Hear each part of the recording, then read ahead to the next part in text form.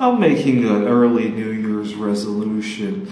And this stems from the fact that I like to do a lot of odd jobs on Craigslist, and I find that a lot of times the work that one actually puts into doing the task on I do a lot of tutoring, but also photography, that the actual work is often secondary to the reputation and the connectivity of the person doing it. And the reason I say this is because I sometimes see these tutors who just have a really good personality, and they might not have a very good degree, and they might not even know what they're doing. They make so much more than I do. And I have a few stories to share to highlight this problem that I have. So 2 years ago, I had one client who was a little bit flaky, and he would often cancel at the last minute, or he would not have money and then he would pay me back the next time, or whatever the case is. When I was just getting started, and I kind of needed the foot in the door, and I thought he could refer me to other clients, and I now know better. Clients like that, they tend to refer other people that are just like that, so that doesn't work too well. But I was naive at the time. I had just gotten started, and what really sucked at the time was I didn't have a car at the time. I had just totaled my car. It was the middle of winter, and I thought I had confirmed with him one day, and I had walked to his home, and he was nowhere to be found. And I called him, and he said, "Oh, didn't you see my email?" And so I opened up my email, and he emailed me like 30 minutes before the session to cancel it. And I was upset because it was a very cold day, and I wasn't even charging all that much money. You know, to be honest, I was doing it more to get the foothold into the career. And so the next time I got to see him, I knew he needed more help than normal that time. So it was a 1-hour session, but I did 90 minutes. And I was hoping he would pay for that extra time to kind of make up for the time that I walked there. I was charging $40 an hour. And but he handed me $40, and the funny thing is he folded up the $40 in such a way to make me not see that it was $40. But he doesn't know I used to collect, or I still collect paper currency, and as soon as he handed me the bills, I could feel just from the weight that it was only 2 bills. He thought he could confuse me. He didn't. I knew what he handed me. I just didn't know what to say to him.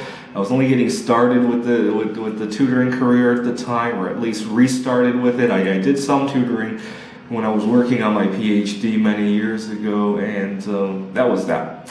And so a couple of days later, I was talking to a friend of mine, and he had made $5,000 taking pictures at somebody's wedding.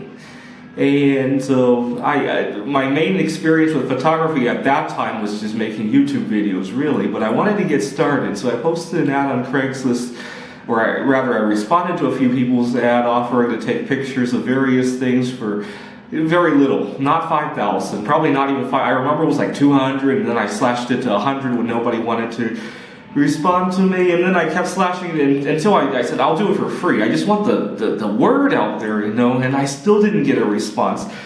And, you know, part of the problem was, so at the time I had another client of mine with tutoring, and it was really frustrating because they only had one time slot available, and I had to give up a social club to go to that tutoring session. So it made me realize how painful it was to make that money. And then to see my friend make $5,000 taking pictures, you know, I want to get involved in that. I kind of got a little bit lost going for that. And so I was so frustrated because people didn't even want to respond to me when I offered to do it for free just to gain the experience and the exposure. And I got so frustrated, I was taking a long distance walk, not long distance, but just walking to a distant, I didn't have a car at the time, a social club. And I looked up to the sky and I asked God, please just give me something that I can take a picture of. And when I looked up at the sky, I saw the full moon. I was like, that's it. I'm taking pictures of the full moon. That's when I started to view outer space. And it's a hobby that I still enjoy to this day, even though it started in a very awkward way. Oh, speaking of hobbies like that, I have a little problem with using some of my hobbies to make social connections because of the weird way that I interact with hobbies that I have. Let me give you some examples. 10 years ago, I used to love to collect coins. Part of the problem with collecting coins is that people think that coin collectors have a lot of money. So you end up getting friends who want to take advantage of you. The truth is, anybody with 10 cents can start collecting coins, but the problem is anybody hears coins, and then nowadays Bitcoins, they think you got a lot of money on your hand.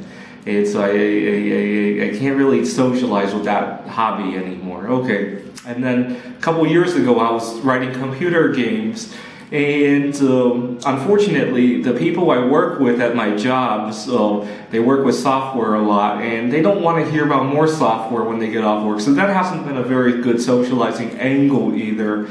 And then recently, viewing the outer space. So this is the camera I use for viewing outer space. Let's see if we can, so I can zoom in. Unfortunately, I can't show the side of the camera when it zooms in, but it zooms in about 50x, and I love to view the moon, especially when it comes in conjunction with some of the planets. So tomorrow morning, the moon is going to come in conjunction with Venus. Unfortunately, some of my friends, well, obviously, they don't want to stay up all night to view stuff, or early morning, or just awkward hours. Sometimes I even travel around the world just to catch up different events that aren't visible in our time zone. Well, I have other events there too, but I often schedule them around such. People don't. They don't want to invest a lot of time and effort into such. There's also a small class of people who think the Earth is flat. I don't know where that, if they actually believe it, or if it's some kind of a religious or philosophical issue. And so it's done a little bit better for my social life than the games or the collecting coins. But it's not perfect, and I'm still trying to perfect the hobby that will define my social life. But more importantly, I want to gain that reputation. I want people to because let's face it, the person who took those pictures, who charged $5,000, he's probably not doing 10 times better than somebody charging $500. He probably has 10 times the reputation, and maybe does like 20% better, probably, right? Or maybe the tutoring, the client who canceled on me, who thought he could do that, he probably just sees me as an easy pushover. It's not like my tutoring's not any good or anything. If he had somebody who was not as good at not as easy to push over, he probably would have rescheduled something else. And that's the character I need to work on. Thanks for watching.